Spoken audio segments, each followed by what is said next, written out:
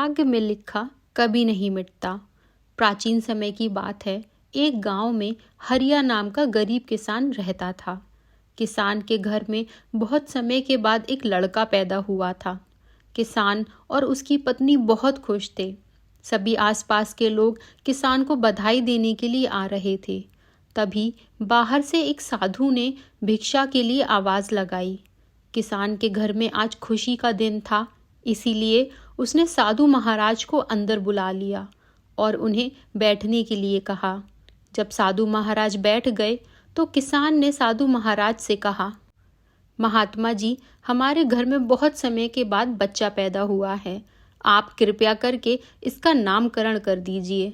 साधु ने जैसे ही बच्चे को अपनी गोद में उठाया, तभी साधु ने देखा कि बच्चे की बाजू पर एक चिन्ह बना हुआ है जो राजयोग को दर्शाता है।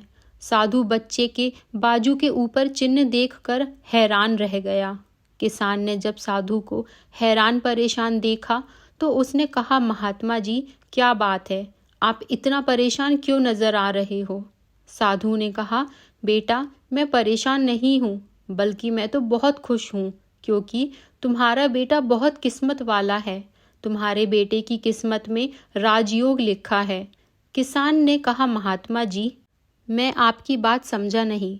आप क्या कहना चाहते हो? साधु ने कहा, बेटा, तुम्हारा पुत्र एक दिन राजा बनेगा। इसका विवाह 14 वर्ष की आयु में इस राज्य की राजकुमारी के साथ होगा और फिर यह इस नगर का राजा बन जाएगा। साधु की बात सुनकर हरिया बहुत खुश हुआ। जब गांव के लोगों को पता चला कि हरिया का बेटा एक दिन इस नगर का राजा बनेगा, तो सभी लोग उसको देखने के लिए आने लगे। एक दिन की बात है, उस नगर का राजा हिरण का शिकार करता काफी दूर निकल गया, लेकिन हिरण राजा के हाथ नहीं आया। राजा को हिरण का पीछा करते करते प्यास लग गई थी, लेकिन राजा को आसपास कोई नदी या तालाब भी नहीं मिला जहां से वह पानी पी सके। राजा पानी की तलाश में भटकता हुआ उसी गांव में पहुंच गया जहां हरिया रहता था। तभी राजा की नज़र एक महात्मा के ऊपर पड़ी। राजा ने महात्मा से पानी मांगा। महात्मा ने राजा को रुकने के लिए कहा और अपनी कुटिया के अंदर से पानी लेने के लिए चला गया। महात्मा ने पानी लाकर राजा को दिया। राजा पानी पीने लगा। तभी राजा ने देखा कि बहुत सारे लोग इकट्ठे होकर जा रहे थे।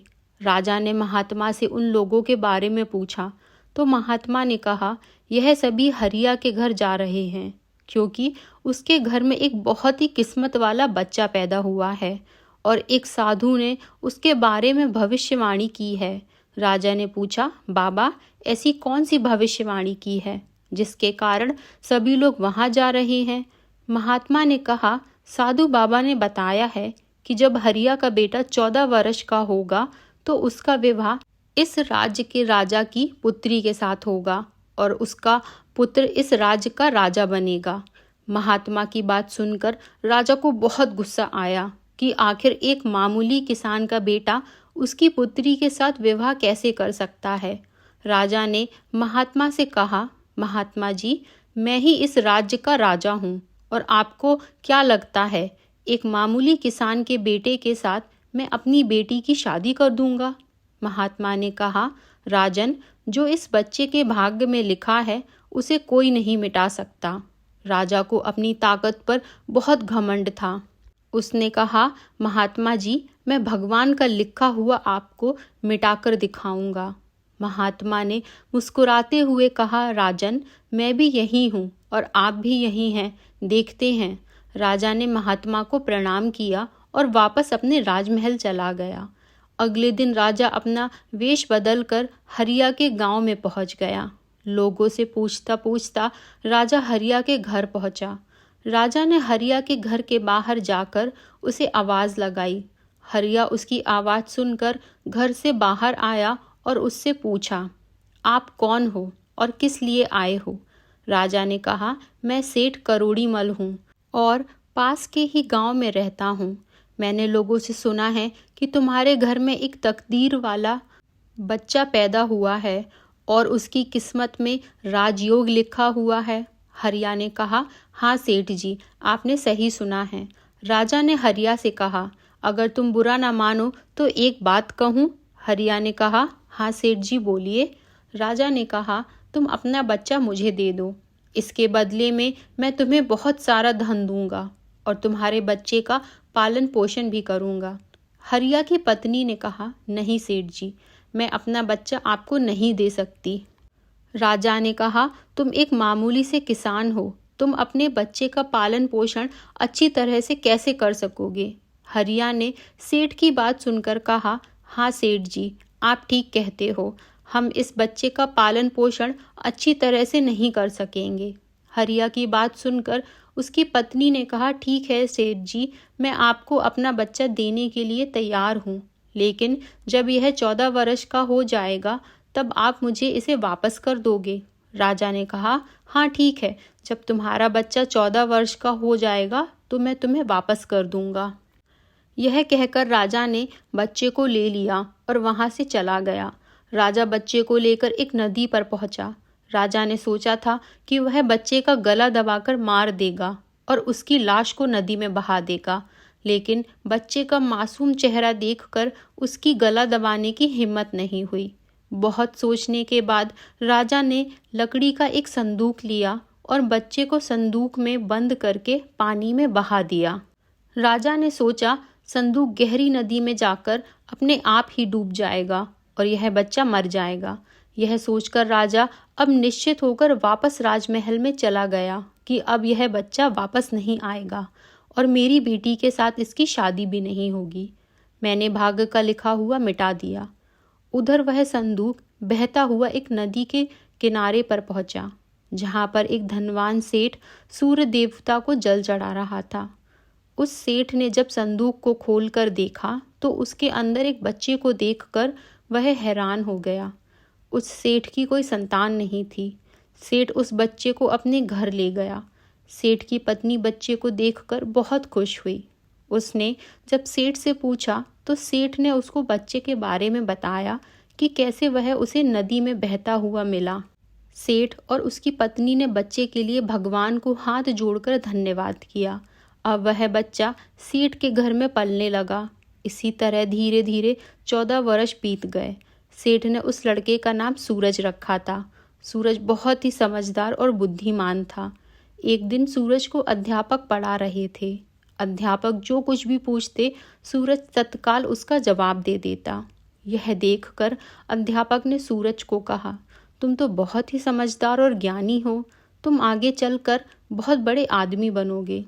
अध्यापक सूरज की प्रशंसा कर ही रहे थे कि तभी वहां से वही राजा गुजर रहा था जो किसी दूसरे राज्य में किसी काम से जा रहा था। राजा ने जब सूरज की तरफ देखा तो राजा वहीं पर रुक गया।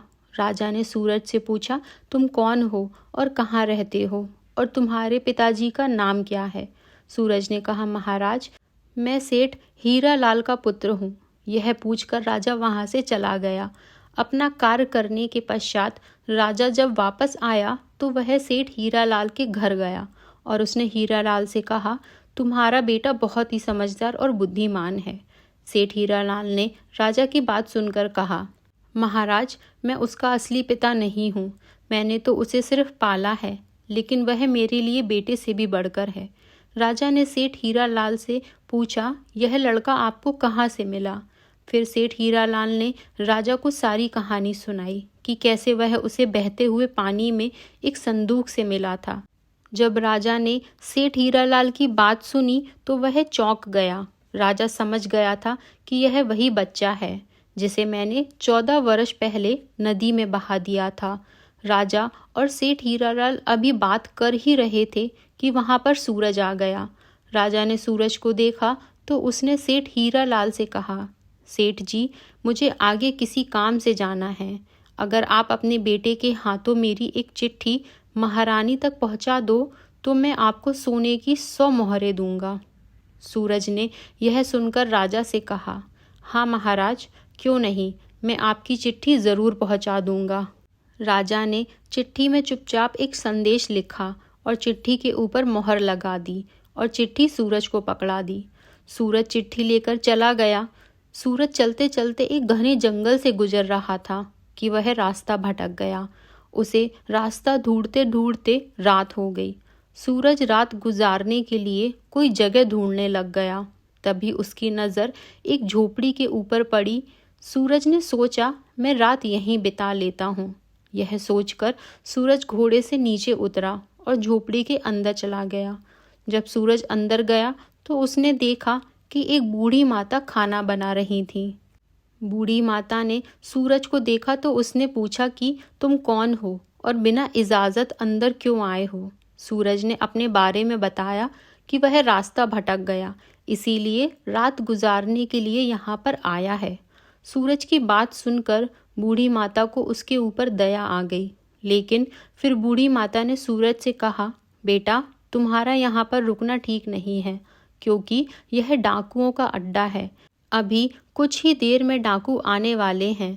यदि उन्होंने तुम्हें यहाँ देख लिया तो तुम्हारे लिए परेशानी खड़ी हो जाएगी। सूरज ने कहा, लेकिन माताजी, इतनी भयानक रात में मैं कहीं और जा भी नहीं सकता। अगर मैं बाहर गया तो जंगली जानवर मुझे खा जाएंगे। इससे अच्छा है मैं यहाँ कोने में जाकर लेट जाता हूँ। यह कहकर सूरज कोने में जाकर लेट गया। कुछ समय के बाद डाकू अपने घर वापस आए। डाकुओं ने जब सूरज को देखा तो बूढ़ी माता से उसके बारे में पूछा। बूढ़ी माता ने उनको बताया कि इसका नाम सूरज है। यह बहुत ही नेक दिल बच्चा है और यह राजा के काम से राजमहल जा रहा है। जब डाकुओं ने यह सुना तो उन्हें कुछ संदेह हुआ। वह राजा की हरकतों के बारे में जानते थे, इसीलिए उन्होंने सूरज की जेब से चिट्ठी निकाली और उसे पढ़ने लगे। जैसे ही डाकुओं ने वह चिट्ठी पढ़ी तो वह सब समझ गए। बूढ़ी माता ने उनसे पूछा कि चिट्ठी में क्या लिखा है। उनमें से एक डाकू ने बताया कि चिट्ठी में लिखा है कि जैसे ही यह लड़का तुम्हारे पास पहुँचे, इसको उसी समय मरवा कर कहीं दूर दफना देना। यह काम मेरे पहुँचने से पहले हो जाना चाहिए। बूढ़ी माता ने जब यह बात सुनी तो बोली, यह राजा कितना दुष्ट है। जिसके हाथों चिट्ठी भिजवा रहा है उसी को मरवाने का आदेश भी दे रहा है। यह सोचकर बूढ़ी माता ने सोचा कि मुझे इस मासूम को बचाना चाहिए। उसने डाकुओं से कहा कि चिट्ठी को बदल दो। तब डाकुओं ने दूसरी चिट्ठी लिखकर चिट्ठी से बदल दी और वापस सूरज की जेब में रख दी। इसके बाद डाकू वहां से चले गए। सुबह होते ही सूरज उठा और बूढ़ी माता को धन्यवाद देकर वहां से चला गया। सूरज कुछ समय के बाद ही राजमहल पहुंच गया और उसने चिट्ठी महारानी को दे दी। महारानी ने चिट्ठी पढ़ी तो चिट्ठी में लिखा था कि यह लड़का बहुत ही बुद्धिमान और ज्ञानी है। यह राजकुमारी से विवाह करने लायक है, इसीलिए मेरे आने से पहले ही तुम इसका विवाह राजकुमारी से करवा दो। महारानी सोचने लगी कि आखिर कैसे महाराज किसी अनजान से राजकुमारी का विवाह कर सकते हैं, लेकिन फिर उसने देखा कि चिट्ठी पर राजा की मोहर भी लगी हुई थी, इसीलिए यह लड़का झूठ नहीं बोल सकता। यह सोचकर महारानी ने राजकुमारी का विवाह उस युवक से करा दिया। कुछ दिनों बाद जब राजा वापस आया तो उसे पता लगा कि उसकी पुत्री का विवाह उसी युवक से हो गया है। यह सुनते ही राजा गुस्से से आग बबूला हो गया। उसने महारानी से पूछा, तुमने यह सब क्यों किया? तब महारानी ने बताया कि महाराज, जैसा कि आपने चिट्ठी में लिखा था मैंने वैसा ही किया है। राजा ने महारानी को चिट्ठी दिखाने के लिए कहा। जब महारानी ने चिट्ठी दिखाई तो राजा ने चिट्ठी में कुछ और ही लिखा पाया। यह देखकर राजा ने गुस्से में सैनिकों को कहा, जाओ और जाकर सूरज को पकड़ कर लाओ। सैनिक तुरंत गए और सूरज को पकड़ कर ले आए। राजा ने गुस्से में सूरज से कहा, तुमने धोखे से मेरी पुत्री के साथ विवाह तो कर लिया, लेकिन मैं तुम्हें अपना दामाद स्वीकार नहीं करूँगा। सूरज ने राजा की बात सुनकर कहा, लेकिन महाराज, मैंने तो आपके साथ कोई धोखा नहीं किया है। राजा ने सूरज की बात सुनकर कहा, तुम मुझे भी बेवकूफ़ बनाना चाहते हो, लेकिन मैं तुम्हें अपना दामाद स्वीकार नहीं करूँगा। अभी दोनों की बात चल ही रही थी कि एक सैनिक ने आकर राजा से कहा, महाराज, बाहर एक महात्मा आए हैं, वह आपसे इसी समय मिलना चाहते हैं। राजा ने महात्मा को अंदर लाने का आदेश दिया। महात्मा जी अंदर आए तो राजा ने उठकर उनको प्रणाम किया। और उनके आने का कारण पूछा। महात्मा ने कहा, राजन, लगता है आपने मुझे पहचाना नहीं। राजा ने कहा, नहीं महाराज, मैंने आपको नहीं पहचाना। महात्मा ने मुस्कुराते हुए कहा, राजन, मैं वही हूँ जिसे तुम आज से 14 वर्ष पहले भाग्य का लिखा मिटाने की बात बोलकर आए थे। जैसे ही महात्मा ने यह बात कही, राजा एकदम से चौंक गया। उसे सब कुछ याद आ गया। महात्मा ने मुस्कुराते हुए कहा, क्यों राजन, भाग्य का लिखा मिटा दिया? राजा ने आंखें नीचे करके कहा, नहीं महात्मा जी, मैं भाग्य के हाथों हार गया। महात्मा ने कहा, राजन, भाग्य के हाथों कोई नहीं जीत सकता, इसीलिए अब सूरज को अपना दामाद स्वीकार करो और अपना राजपाट उसको सौंप दो। राजा ने कहा, महात्मा जी, जैसा आपने कहा है वैसा ही होगा। राजा को समझाकर महात्मा जी वहां से चले गए। राजा ने सूरज से माफ़ी मांगी और सारा राजपाट उसको सौंप दिया। आपको यह कहानी कैसी लगी, कृपया कमेंट करके हमें ज़रूर बताएं और चैनल को सब्सक्राइब और कहानी को शेयर ज़रूर करें। आपके प्यार और स्नेह के लिए बहुत बहुत धन्यवाद।